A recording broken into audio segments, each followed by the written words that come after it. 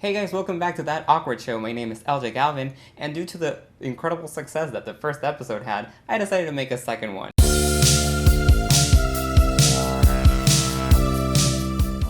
So today we're going to be reviewing a show that's kept everyone at the edge of their seats, Stranger Things.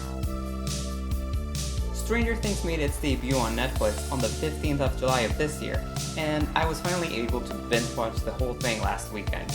And I gotta tell you, it's pretty good, but I don't want to give anything away, so this review is gonna be spoiler free, don't worry. So initially the show hadn't really caught my attention. I remember I was driving to work and seeing one of the billboards for it, and even though it had this really cool illustration, you know, those 80s movies or TV shows that would feature all the characters hand-drawn on the cover, and they were part of scenes that were throughout the whole movie. But it felt like it was trying too hard, so I didn't really care much for it. So days later, I was scrolling through all the great options that Netflix has to offer, and I'm like, oh, so it's this show again, and it has 2 trailers. Better check them out. So I check out the first one, and I'm liking it. First of all, it's got Winona Ryder, whom you may remember from movies such as Beetlejuice or Heathers or that crazy shoplifting video thing that she had.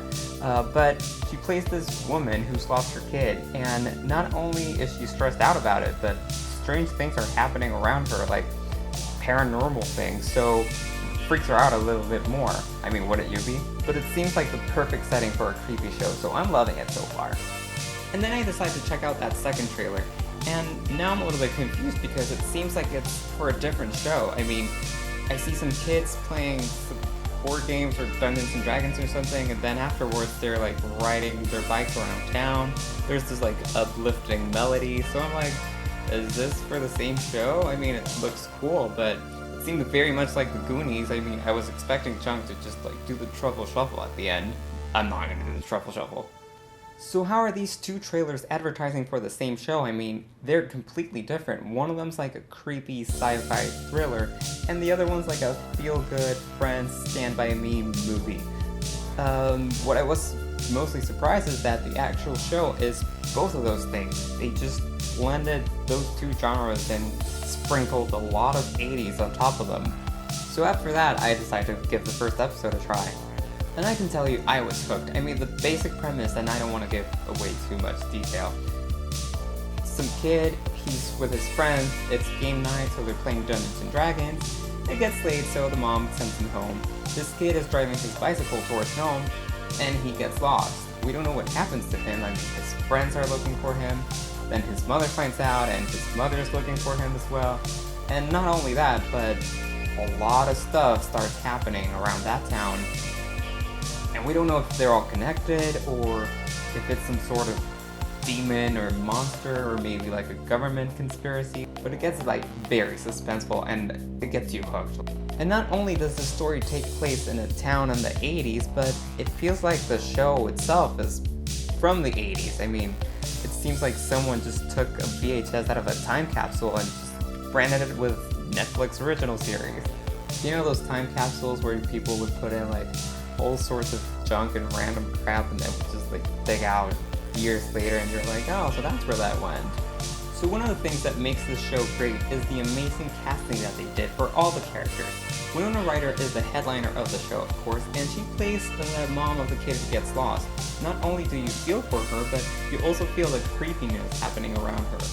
And the male counterpart, who's played by David Harbour, whom we'll be watching in Suicide Squad, he plays the sheriff in this show. And of course the kids, they're played by amazing actors, starting with Eleven, whom you'll meet if you watch the show.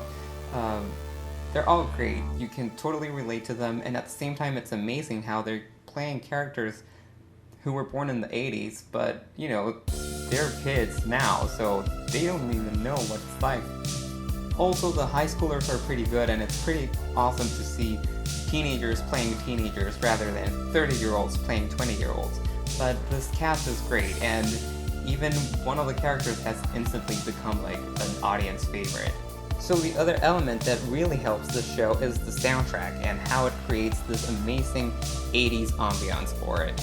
The show features classic artists such as The Clash, Foreigner, and Toto, but not only that, the score is unbelievable. I had to look up who had done the score for the show because it's really good. And it turns out it was Kyle Dixon and Michael Stein. They are part of a synthwave group called Survive, and they just perfectly match the scenes of the show with 80s synth, so it gives you like the feeling that you're watching an 80s movie. And to top it all off, the intro for the show is amazing. I mean, it's one of those shows that you're even looking forward to watch the intro because it's so well done. I mean, it's totally retro, it uses this really great font, it matches it with a grainy effect and jumpy titles, and also like this neon looking colors, along with the Tron-like or maybe like a Halloween-like melody. That's just amazing. They all come together and it's perfect. I was talking with friends that weekend and we were basically trying to come up with references to the show, and we landed on it's as if Steven Spielberg were directing a Stephen King novel with music composed by John Carpenter. So the Duffer Brothers have created this amazing show, and it feels like it's their love letter to the 80s. And why is Stranger Things so good? It's because it has all the correct elements for a story. Not only do we see references to movies like Poltergeist, or Firestarter, or Stand By Me, but you can also see that it's paying tribute to those movies and not just ripping them off, like, you know, the sort of thing that Hollywood is now lately doing with rehashing of movies like Ghostbusters, or Ben-Hur, or Independence Day.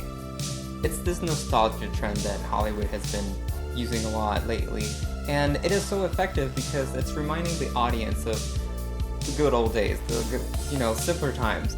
So it's kind of like rediscovering, and it makes you appreciate those things more, especially because now they're part of your present again, and they have maybe a little twist. And that's why Stranger Things is so good, because it feels new and old at the same time. So I recommend you guys watch it. It definitely has my binge watch seal of approval that I just made up, but I recommend that you guys go ahead and try the first episode at least. But believe me, you'll get hooked and you're gonna want to watch the whole thing.